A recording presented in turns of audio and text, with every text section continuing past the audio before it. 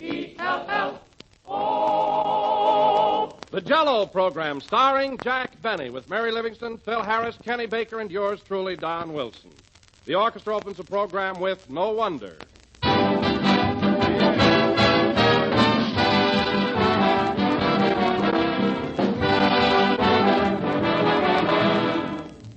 Well, here we are at the beginning of another year, and Jell-O wants to send greetings to all of you.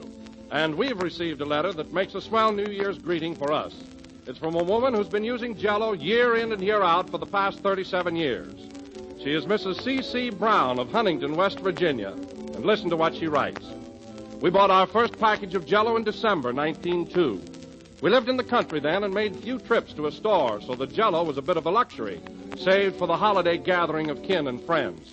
Needless to say, Jell-O made a hit, and we've used it exclusively ever since. When I had my own home, I wanted something special. Nothing so filled the requirements as Jell-O. In all those 37 years of use, I've never had a package that wasn't perfect, and Jell-O is a prime favorite with my family. Well, thank you, Mrs. Brown. That's a grand letter to start us off on 1939, and to the rest of you, we'd like to say, if you want to give your family their prime favorite dessert, if you want to enjoy that delicious, extra-rich fruit flavor, look for the big red letters on the box. They spell Jell-O.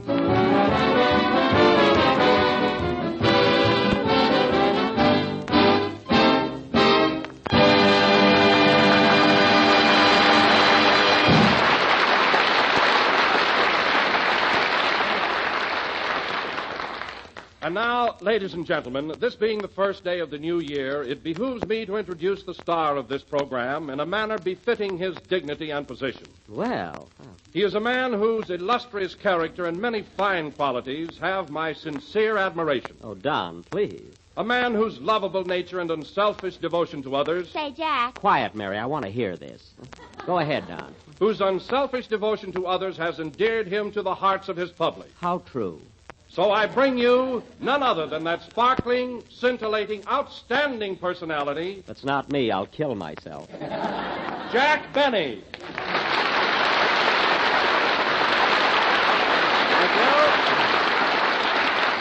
Thank you. Hello again. This is Jack Benny talking, one of the sweetest guys I've ever met. And, Don, I want to thank you for that beautiful introduction. You know, as a rule, a man has to be dead before he gets such a lovely tribute. Well, I wrote it just before the broadcast while you were lying down. Oh, you didn't expect me to get up, eh? Well, I am pretty tired after last night. Hey, by the way, Don, what did you do New Year's Eve? Did you have any fun? Oh, I had a swell time, Jack. Simply wonderful. That's good. First, I took my wife to a movie, and then we went to the Coconut Grove to celebrate. Well, that was nice. First a picture, and then the Coconut Grove. I suppose you danced a lot. No, my wife left her shoes in the movies. Well, there's nothing like relaxing at the cinema. I often slip my shoes off myself, but I'm getting so absent-minded, I'm not going to do it anymore. You're not? No, the other night at Grauman's Chinese, I was clear down to my underwear before the usher stopped me.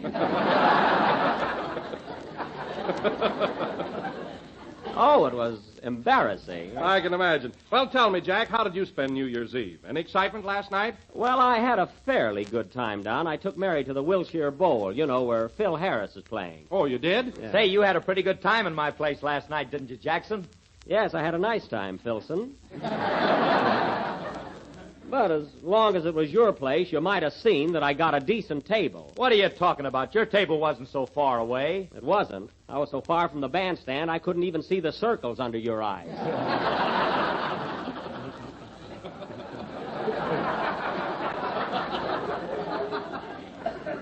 It's a fine table. Oh, you're exaggerating, Jack. There were a lot of people sitting behind you. Listen, Phil, the only people sitting behind me were from Pasadena, and they were home at the time.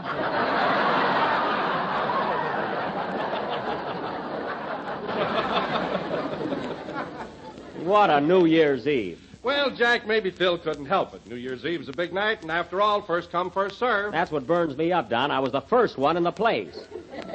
I got there so early, the manager asked me to help blow up the balloon.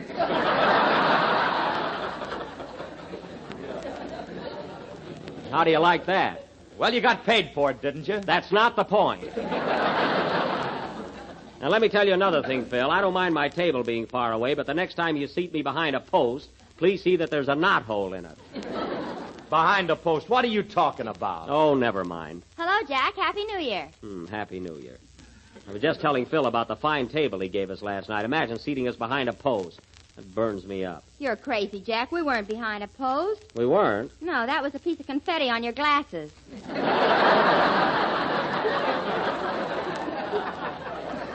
Well, why didn't you tell me? I nearly broke my neck trying to peek around it.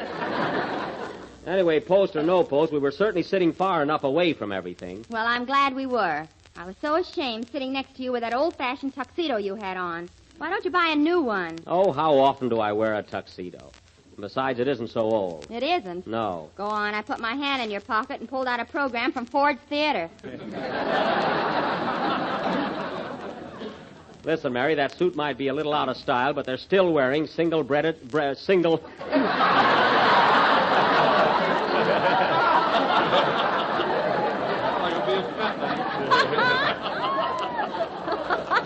Now, listen, Mary. That suit might be a little out of style, but they're still wearing single-breasted tuxedos. Not with a belt in the back. Well, they're coming back, so don't be so smart. Mary's right, Jack. Oh, she is. Your pants were so tight you had to wear your garters on the outside.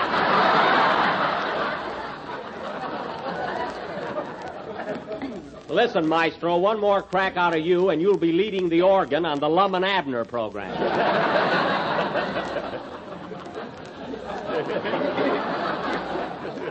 And another thing, Phil, the next time I dance by your orchestra, watch your baton. Remember that. Okay, buddy. Buddy yet. Incidentally, fellas, this being the new year, I was going to give you all a raise in salary, but the way you've been acting today, I'm not going to do it. I'd be satisfied just to get my regular salary on time.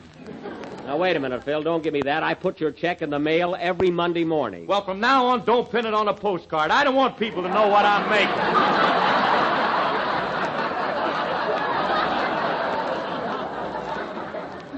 All right, Phil, cut out the beefing. Let's see if we can't inaugurate the new year with a little harmony. Oh, Jack, you want to hear something awful? What, Mary? Here it is, New Year's, and I forgot to write a poem about it. Oh, that's a shame. I'll sit right down and dash one off. Okay, hurry it up. I'll fill in a little time for you, Mary.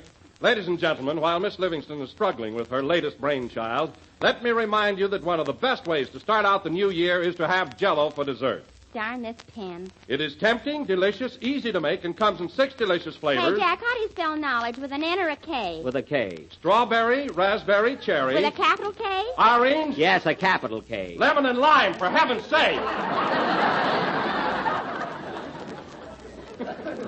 I'm sorry, Don. And now, folks, going from the... All right, Jack, I'm all set. Why, Mary, is your poem finished already? Yeah? Gee, you work faster than George Bernard Shaw. Well, his beard gets in his way. Oh, that's right. What's the title of your poem? Goodbye, 1938. Hello, 1939. Well, that covers everything. Go ahead.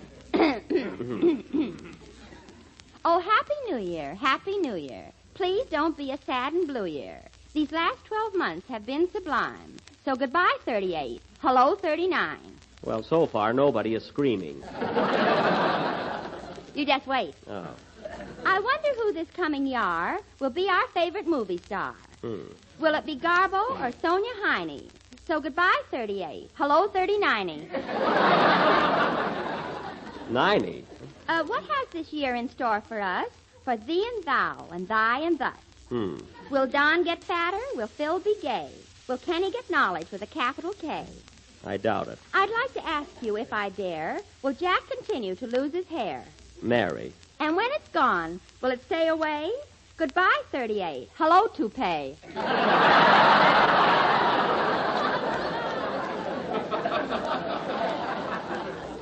Mary, get to the last verse, will you? It's coming up now. That's good. Oh, Happy New Year, Happy New Year. Please don't be a sad and blue year. We will give you one more chance. So goodbye, Broadway. Hello, France. Well.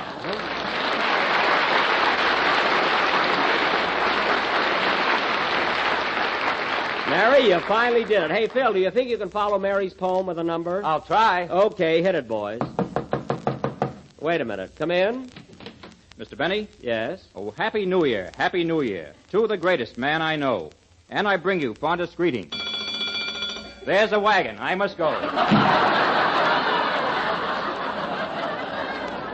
Well, I'm glad they let him out for our program. Play, Phil.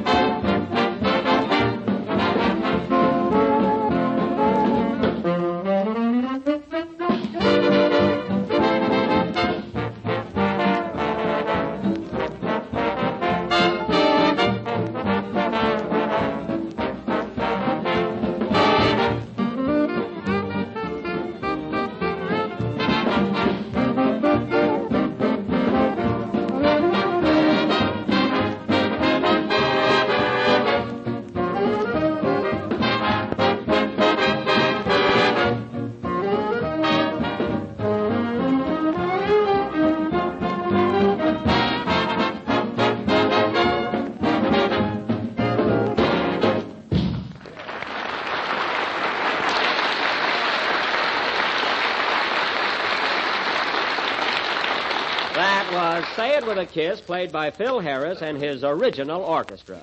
And now, ladies and gentlemen... Original? Yeah. Wait a minute, Jack. This isn't the band I started out with. I don't mean that, Phil. I mean when they look at their music, they still play something original. And speaking of the band, Phil, you'd think that they could start out the new year by dressing a little better. Where'd they get those awful-looking neckties? Aren't they atrocious? They certainly are. Where'd they get them? I gave them to them for Christmas. Oh. And saying that reminds me, Phil, that was some Christmas present you sent me. You must have been under the weather when you bought it. Oh, no, I wasn't. I was sober as a judge when I bought your gift. You were not. I was, too. Then let me ask you something. What use have I got for a porthole?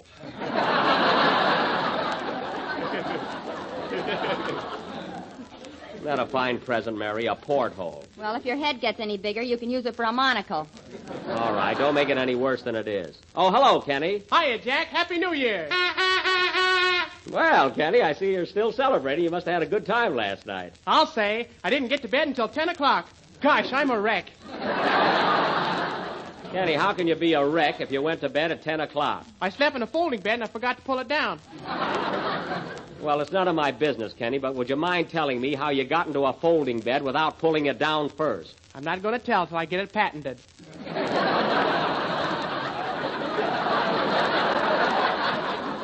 Oh, that's right. Guard your secret carefully. And stop blowing that horn. Well, I'm practicing for the Rose Bowl game at Pasadena tomorrow. Say, are you going, Jack? I certainly am. I wouldn't miss it for anything. Hey, Mary, I got a couple of good seats. You want to go with me? No. I went with you last year, and you were the only one in the stand wearing a raccoon coat and a beanie. Well? And the way you were waving that pennant around, I was so embarrassed. Well, what's wrong with waving a pennant? Yours said Waukegan High School on it. All right, you don't have to go with me. I'll take somebody else. You want to go with me, Kenny? Sure, but I'll have to bring my girl along. Well, I don't see how, Kenny. I've only got 2 seats. Well, I'll invite her anyway. Maybe we can lose her in the crowd.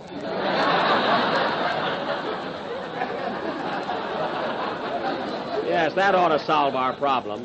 Incidentally, I mislaid my tickets somewhere in the house. I hope Rochester finds them. Hey, Jack, who do you pick to win the game, Duke or USC? Well, Phil, I'm a USC man myself, and I think it's a cinch for them to win. Oh, you do, eh? Well, how much do you want to bet? I didn't say anything about betting, Phil. I just told you who was going to win. Well, if you're so sure about it, why don't you want to bet? Because gambling is naughty. And you know it. You mean because you're a scaredy cat? Scaredy cat. Listen, Harris, what are the odds on the game? 2-1 on USC. All right, wise guy, I'll bet you 20 cents to a dime, and put up or shut up. Well, what are you stalling for, Harris? He's afraid if he wins, you'll fire him. That's it. I thought you'd welch on it. 20 cents to a dime. Make that $100 to 50 and you got a bet. Don't try to show off, Phil. You had your chance. Now, let's drop it. You know, I don't think Jack wanted to bet at all. Think. Kenny, your job on this program is to sing. Well, I can have a hobby, can't I?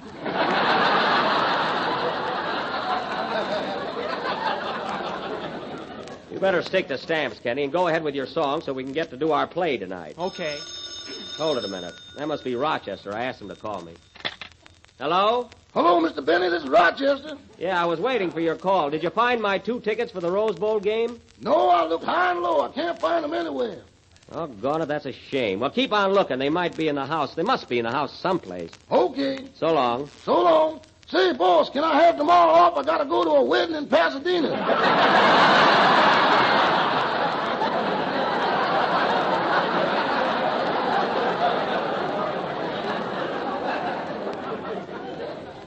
A wedding in Pasadena.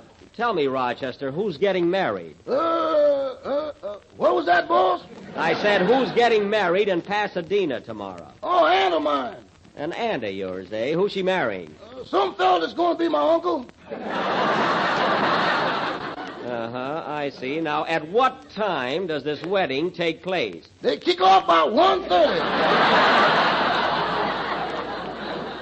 What's that? What did you say? Nothing. Keep quiet, operator. Rochester, there was no operator on the line. Now, you found those Rose Bowl tickets, didn't you? Well, You found those tickets, didn't you? Am I under oath? Answer me. Did you or did you not find those tickets? Sing, Kenny. Listen, Rochester, when I get home tonight, I want to find those 2 tickets on the dresser in my bedroom. Okay, boss. Happy New Year. Go ahead and sing, Kenny. That Rochester. The only way I can keep things in my house is to nail him down.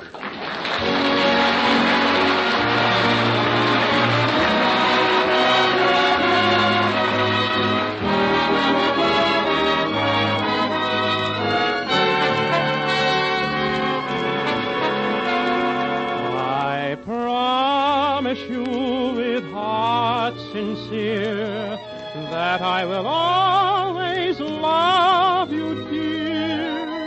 That when you need me, I'll be near. I promise you. My love for you is as great as a love can be. Yet words couldn't quite express the way that I feel. And as we stand at the doorway of days to be, I faithfully take an oath on all that concerns us both. I promise you with heart sincere that I will always love you, dear. That when you need me, I'll be near, I promise you. I promise you I'll build a shrine where we can keep our love divine until the very end of time. I promise you. With every dawn that I awaken, I know my chances will increase to keep the vow I've taken, to see that your joys never cease. I promise you your heart will sing in what will seem eternal spring. I'll try to bring you everything I promise you.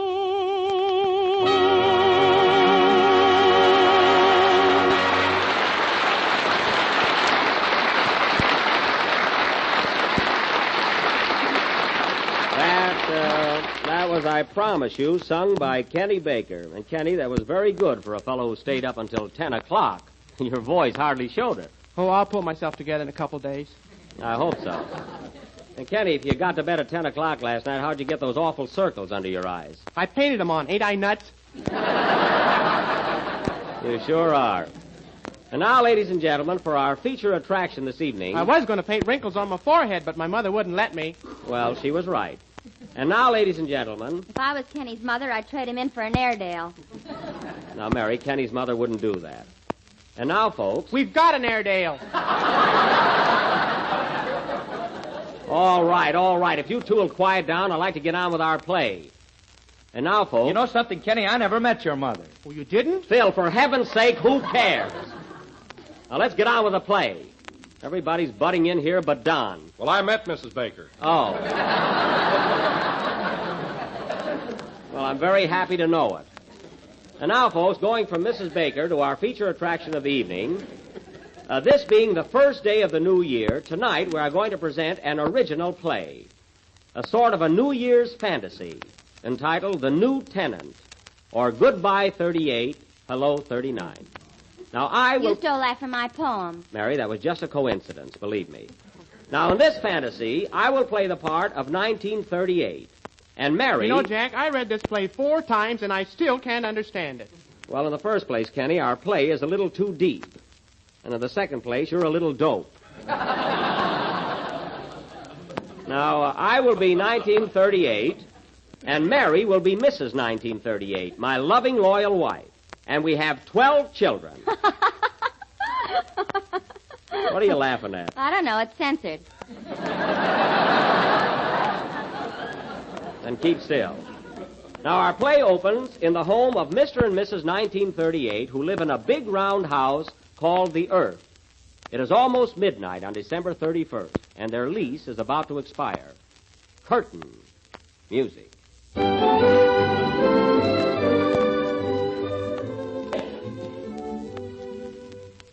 Oh, Mariah. What do you want, Pa? Better hurry up with that packing. The landlord said we got to get out by midnight to make room for the new tenant. The new tenant? Who is he? Oh, some little nudist by the name of 39.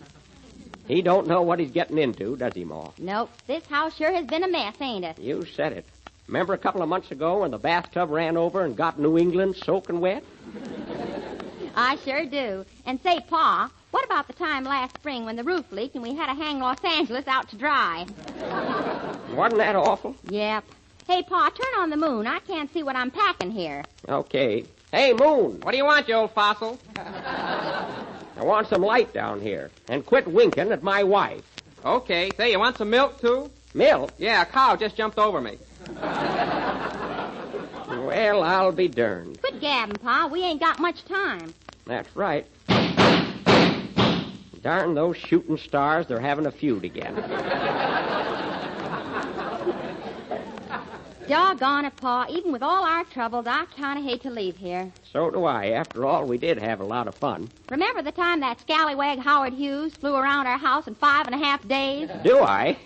He sure had me dizzy. And then that fella Corrigan. He started to fly from the kitchen to the parlor, and the darn fool ended up on the back porch. Say, Pa, did you pack up all the swing music? I'm doing it now. Flatfoot Flugie with the Floyd. Might as well take that with us.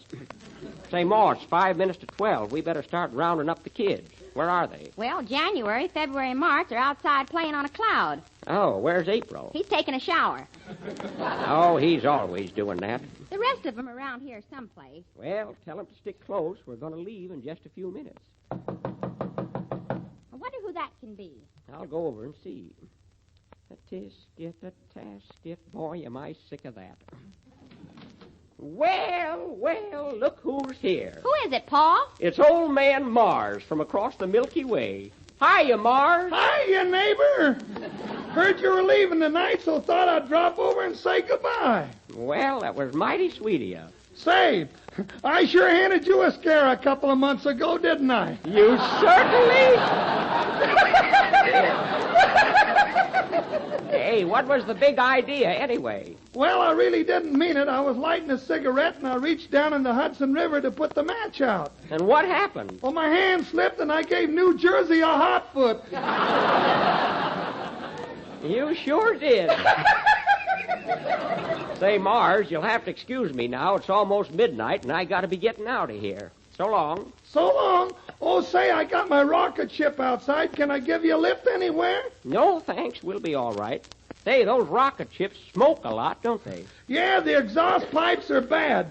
I just flew by heaven, and now angels really got dirty faces. Well, if you pass by the other place, give my regards to Fred Allen. So long, Mars. So long. Well, Ma, it's almost midnight, so put on that silly hat of yours and let's get going. Okay, Pa.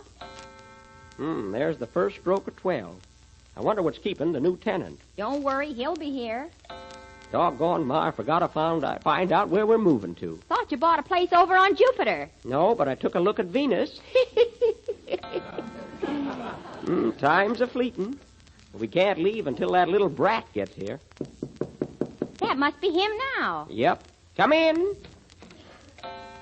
Well, hello, young fella. Are you the little New Year? I ain't Bobby Brain.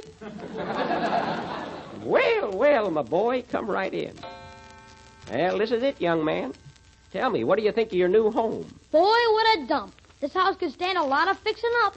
I know it, son. A lot of things wrong here, my boy. Yes, sirree. That Spanish shawl on the piano there is all ripped and torn. Need a lot of mending. And another thing, the china is just about all smashed to pieces. And while I think of it, son, if you see some little lost sheep roaming about, try and find a place for them around the house somewhere. I'll do what I can. For heaven's sake, let's get going. Just a second more. Now, there's just one more thing, young fella. What's that? May not sound like much, but it's a mighty big issue. Your greatest worry, my boy, is going to be to pick out a Scarlett O'Hara. That had me groggy all year. Come on, Pa, you're talking too much. I'm coming, Ma. Say, young fella, if you want any Jell-O, you'll find plenty in the pantry. Thanks, old-timer. You're welcome. Happy New Year, young fella. Happy New Year. Come on, Ma, let's go.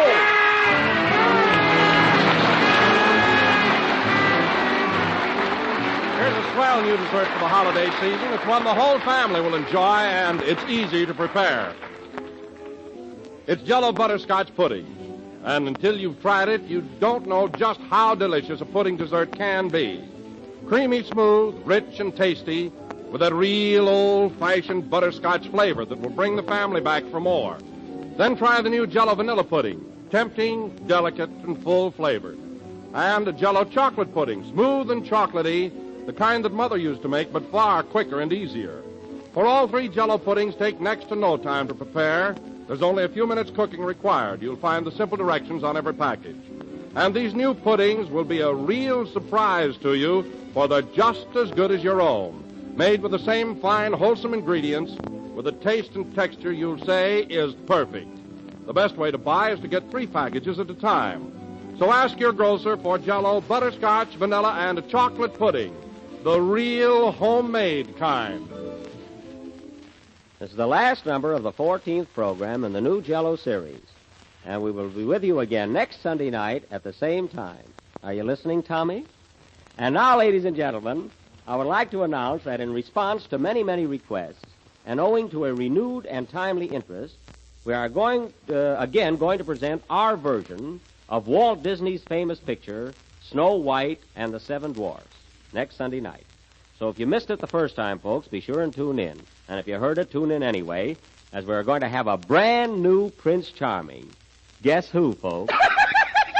Oh, Andy, you gave it away. Good night, folks.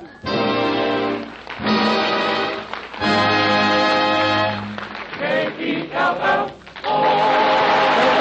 On the Jell-O program, should courtesy of Mervyn LeRoy Productions.